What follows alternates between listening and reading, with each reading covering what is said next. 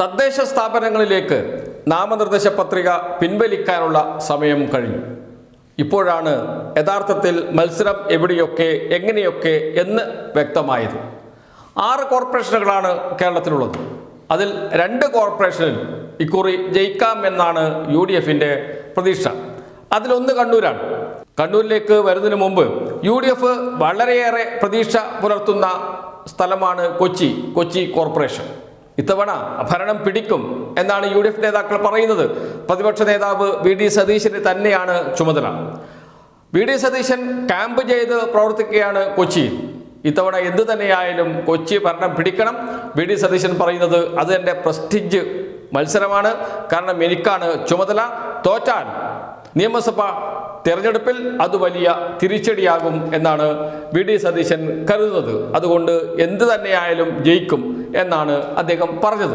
എന്നാൽ കൊച്ചിയിൽ നിന്ന് വരുന്ന വാർത്തകൾ അത്ര സുഖകരമല്ല UDFിനെ സംബന്ധിച്ച്.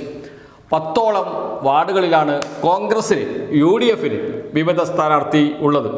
VD സതീശൻ ഇടപെട്ടിട്ട് പോലും പ്രശ്നം പരിഹരിക്കാൻ കഴിഞ്ഞിട്ടില്ല എന്ന് വെച്ചാൽ കൊച്ചിയിലെ വിമത ശല്യം ശക്തമാണ് എന്നർത്ഥം. കേരളത്തിലെ കോൺഗ്രസിൻ്റെ ഏറ്റവും മുതിർന്ന നേതാവാണ് VD സതീശൻ. UDFിൻ്റെ ചെയർമാനാണ്, പ്രതിപക്ഷ നേതാവാണ്. അദ്ദേഹം ഇടപെട്ടിട്ട് പോലും പിൻവലിക്കാൻ തയ്യാറായില്ല. കോൺഗ്രസ് നേതാക്കൾ വിമതരായി മത്സരിക്കാൻ തീരുമാനിച്ചിരിക്കുന്നു. നാമനിർദ്ദേശ പത്രിക പിൻവലിക്കേണ്ട സമയം കഴിഞ്ഞിട്ടും നാമനിർദ്ദേശ പത്രിക പിൻവലിച്ചിട്ടില്ല എന്ന് വെച്ചാൽ മത്സര രംഗത്ത് ഉറച്ചു നിൽക്കുന്നു എന്നർത്ഥം. എവിടെയൊക്കെയാണ്? കൊച്ചി കോണോത്ത് ഡിവിഷനിൽ മുൻ ഡെപ്യൂട്ടി മേയർ, ചെറിയ ആളുകളൊന്നുമല്ല വിമതരായി മത്സരിക്കുന്നത്. മുൻ ഡെപ്യൂട്ടി മേയർ പ്രേംകുമാറാണ് വിമതനായി മത്സരിക്കുന്നത് കൊച്ചി കോണോത്ത് ഡിവിഷനിൽ.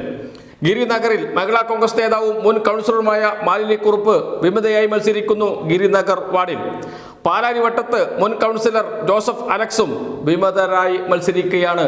ജോസഫ് അലക്സ് പാലാരിവട്ടം വാർഡിൽ വിമതനായി മത്സരിക്കുന്നു. മുൻ കൗൺസിലറും യൂത്ത് കോൺഗ്രസ് നേതാവുമായ ബാസ്റ്റിൻ ബാബു 72ാം ഡിവിഷനിലെ വിമത സ്ഥാനാർത്ഥിയാണ്. മാനശ്ശേരി ഡിവിഷനിൽ Congress block secretary Sophia Raju, Mundanveli east ഡിവിഷനിൽ കോൺഗ്രസ് മണ്ഡലം കമ്മിറ്റി പ്രസിഡന്റ് ആഷ്ലി, മൂലങ്കുഴി ഡിവിഷനിൽ Congress block vice president Soni, പള്ളുരുത്തിയിൽ മഹിളാ കോൺഗ്രസ് പ്രവർത്തകയും ബ്ലോക്ക് സെക്രട്ടറിയുമായ ഹസീനയും മത്സരിക്കുന്നു. എന്ന് വെച്ചാൽ ചെറിയ നേതാക്കളല്ല മത്സരിക്കുന്നത്, പ്രധാനപ്പെട്ട നേതാക്കളാണ് മത്സരരംഗത്ത് വരുന്നത് എന്നർത്ഥം. ഇതാണ് കൊച്ചിയിലെ ഇന്നത്തെ കോൺഗ്രസിൻ്റെ അവസ്ഥ, UDFിൻ്റെ അവസ്ഥ. എങ്ങനെ ജയിച്ചു വരും? 9 സീറ്റ് നഷ്ടപ്പെട്ടു എന്ന് മാത്രമല്ല മറ്റുള്ള സീറ്റുകളിലും ഒരു പ്രതീക്ഷയും UDF വെച്ചു പുലർത്തുന്നില്ല എന്നാണ് കോൺഗ്രസ് നേതാക്കൾ തന്നെ പറയുന്നത്. പ്രതിപക്ഷ നേതാവ് VD സതീശൻ ഇടപെട്ടിട്ടും ഒരു രക്ഷയുമില്ല. കൊച്ചിയും ഇത്തവണ LDFിനോടൊപ്പം തന്നെയാണ്. LDFിൻ്റെ ഭരണം തുടരും. കൊച്ചിയിൽ കഴിഞ്ഞ തവണ UDF ആയിരുന്നു എന്ന് വെച്ചാൽ 2015 UDF ആയിരുന്നു. 2020 LDF ഭരണത്തിൽ വരുന്നത്.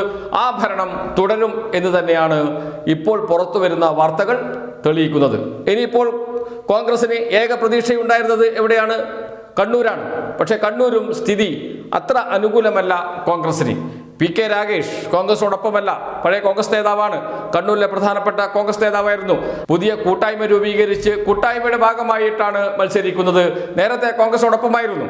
എന്നാൽ ഇത്തവണ ഒറ്റയ്ക്ക് മത്സരിക്കാൻ തീരുമാനിച്ചു എന്ന് വെച്ചാൽ കോൺഗ്രസിന് വലിയ തിരിച്ചടിയാണ് PK രാഗേഷ് നൽകിക്കൊണ്ടിരിക്കുന്നത്. 2015 വൻ തിരിച്ചടി നൽകി. 2020 ഒന്നിച്ചു മത്സരിച്ചു, UDF ഭരിച്ചു. 2015 LDFിനായിരുന്നു PK രാഗേഷ് ഒറ്റയ്ക്ക് മത്സരിച്ചപ്പോൾ. ഇപ്പോൾ വീണ്ടും ഒറ്റയ്ക്ക് മത്സരിക്കുന്നു എന്ന് വെച്ചാൽ കോൺഗ്രസിന് അവിടെയും പ്രതീക്ഷ നഷ്ടപ്പെടുന്നു എന്നർത്ഥം. അതുമാത്രമല്ല 3 വാർഡുകളിൽ വിമതരും മത്സരിക്കുന്നു. ആരാണ് അവിടെ ചുമതല? K സുധാകരനാണ്. K സുധാകരൻ കോൺഗ്രസിൻ്റെ സിംഹമാണ്, സിംഹം. K സുധാകരൻ KPCCയുടെ മുൻ പ്രസിഡന്റാണ്, കോൺഗ്രസിന്റെ മുതിർന്ന നേതാവാണ്. അദ്ദേഹം വിചാരിച്ചിട്ട് പോലും വിമത ശല്യം ഒഴിവായില്ല. കോൺഗ്രസിന് കണ്ണൂർ കോർപ്പറേഷനിലും ഏക പ്രതീക്ഷയുണ്ടായിരുന്ന കണ്ണൂർ കോർപ്പറേഷനും ഇത്തവണ നഷ്ടപ്പെടുന്ന അവസ്ഥയിലേക്കാണ് കാര്യങ്ങൾ പോകുന്നത്. ടൈറ്റ് മത്സരം എന്നൊക്കെ പറയുന്നില്ലേ, അത്തരം മത്സരമാണ് കണ്ണൂരിലും നടക്കുന്നത്. എന്ന് വെച്ചാൽ തിരുവനന്തപുരത്ത് UDFിന് ഒരു സാധ്യതയുമില്ല. കൊല്ലത്ത് UDF ജയിക്കില്ല എന്ന് എല്ലാവർക്കും അറിയാം, അവിടെയും പ്രതീക്ഷയില്ല. അത് കഴിഞ്ഞാൽ എറണാകുളമാണ്. വലിയ പ്രതീക്ഷയോടെയാണ് വി ഡി സതീശൻ്റെ നേതൃത്വത്തിൽ അവിടെ പ്രവർത്തനം ആരംഭിച്ചത് ഇപ്പോഴത്തെ വാർത്തയനുസരിച്ച് അവിടെയും പ്രതീക്ഷയ്ക്ക് വകയില്ല. തൃശ്ശൂരിൽ നല്ല മത്സരം നടക്കുന്നു. കഴിഞ്ഞ തവണ ഇരു മുന്നണികളും തുല്യമായിരുന്നു. അതുകൊണ്ട് തന്നെ ഇത്തവണയും നല്ല മത്സരമാണ് തൃശ്ശൂരിൽ നടക്കുക. അത് കഴിഞ്ഞാൽ കോഴിക്കോട് UDF യാതൊരു പ്രതീക്ഷയുമില്ല.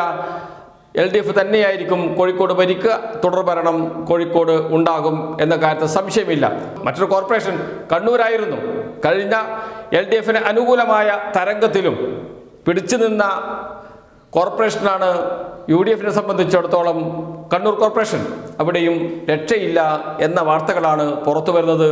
എന്തായാലും കോർപ്പറേഷനുകൾ കഴിഞ്ഞ തവണത്തേതുപോലെ തന്നെ തുടരാനാണ് സാധ്യത. ഒരു കോർപ്പറേഷൻ മാത്രം UDF ലഭിക്കാൻ സാധ്യതയുണ്ട്. അത് തൃശ്ശൂരാണോ കണ്ണൂരാണോ എന്നത് മാത്രമേ അറിയാനുള്ളൂ. എന്തായാലും കൊച്ചി കോൺഗ്രസിന് വലിയ തിരിച്ചടിയായിരിക്കും എന്നാണ് അവിടെ നിന്നുള്ള വാർത്തകൾ പറയുന്നത്.